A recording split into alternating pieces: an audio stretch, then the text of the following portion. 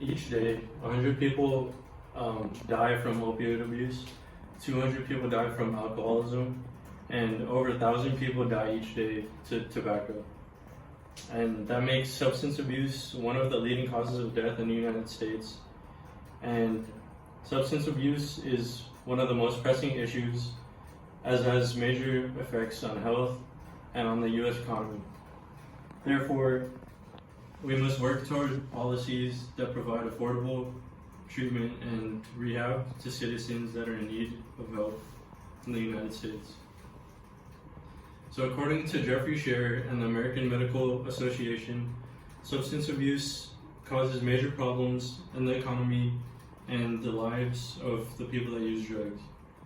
First of all, it's very harmful to the body, both physically and mentally. For example, it can cause depression or heart failure and can even eventually lead to death. Next, it costs the U.S. a lot of money.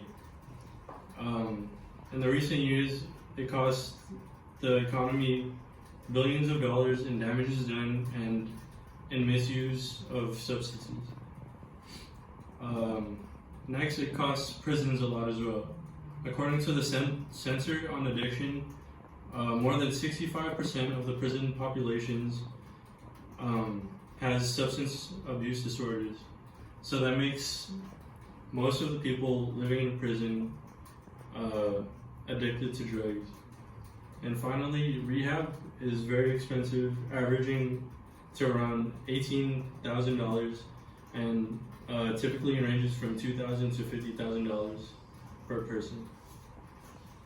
So the best solution to end the drug epidemic in the United States is to enforce policies that allow rehab to become easier to access and a lot more affordable.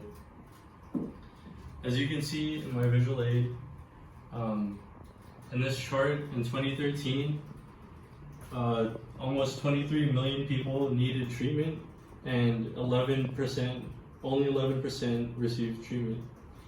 And then as the years go by, you can see the number of people that need treatment goes down, and the people that receive treatment the number goes up.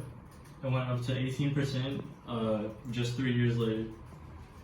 And other policies that help, Proposition 36 was a great starting policy. It was passed in the year 2000, and it's called the Substance Abuse and Crime Prevention Act. And it allows first and second time non-violent offenders to go to drug and alcohol treatment rather than going to jail. And I think that's a great way to make rehab a lot cheaper than it should be.